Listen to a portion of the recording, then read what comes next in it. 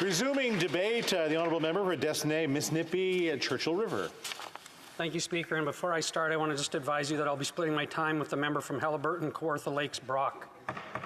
Speaker, I rise tonight to take part in this debate with a heavy heart. Unfortunately, the issue of missing and murdered Indigenous women and girls is too prevalent in my northern Saskatchewan riding, and one doesn't have to look very far to find heartbreaking stories. Just last September, during the election campaign, the communities of Meadow Lake and the neighboring Flying Dust First Nation were rattled to the core when a local school teacher was shot and killed by her estranged husband. Charlene was 34 years old and the mother of 2 children. Speaker, it is a tragedy when this happens, period. But for Indigenous people across this country, it happens at alarming rates, and we all need to be part of changing that. The fact is, Indigenous people are overrepresented as victims of violent crime, and more specifically, are over twice as likely to experience spousal violence as non-Indigenous people. When looking at the most severe form of intimate partner violence, homicide, a similar pattern emerges. While about 5% of the population is Indigenous, 1/4 of intimate partner homicide victims between 2014 and 2019 were Indigenous.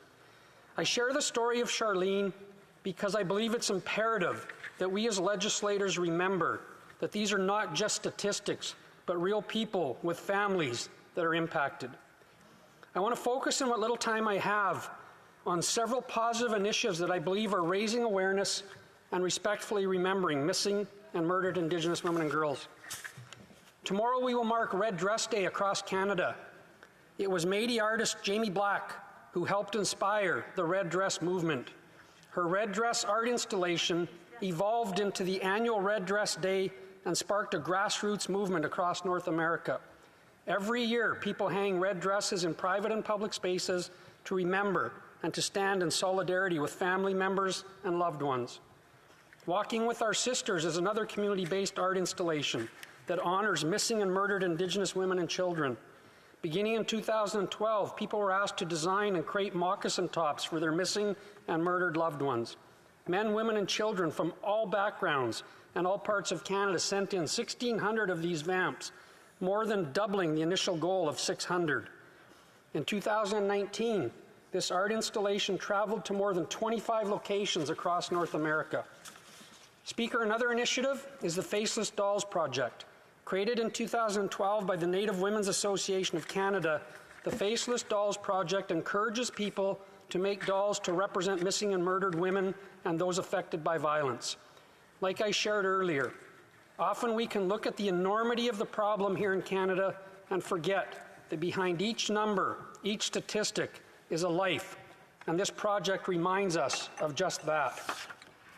Speaker, next week on May 12th, Canadians from coast to coast will mark Moose Hyde Day campaign. The Moose Hyde campaign is an Indigenous-led grassroots movement that encourages men and boys to stand up against violence towards women and children. With that goal, their challenge to men and boys across Canada is to stand with women and children and speak out against violence towards them. Support each other as men and hold each other accountable. Teach boys the true meaning of love and respect and how to be healthy role models. Heal ourselves as men and support our brothers on their healing journey. Speaker, I'd like to end by referencing a blog post written by Heather Exner-Perot and Angela Pratt. Exner-Perot is a senior consultant with Morris Interactive, and Pratt is the Director of Economics and Community Development at the Federation of Sovereign Indigenous Nations in Saskatchewan. The main theme is providing a better future for Indigenous women, and I believe that it is a very important aspect that needs to be addressed in tonight's debate. They discuss the link between income and safety and quote a study outlining women and how the rates of domestic violence are impacted by their income. They write, besides exposing Indigenous women to violence, the lack of a decent, stable income and the resulting poverty has many other negative impacts. Specifically referencing Saskatchewan and accessing good-paying jobs, they continue. Closing the wage gap for Indigenous women means making sure they can access the best-paying jobs in the province. And for Saskatchewan, that means the natural resource sector. They end the post with a challenge. Creating a better future for Indigenous women in Saskatchewan and for the province as a whole means removing the many barriers that have prevented Indigenous women from financial independence. Speaker, Indigenous women and girls have been the target of violence for far too long, and Canada as a country cannot fulfill its full potential until this crisis is solved. Thank you, Speaker.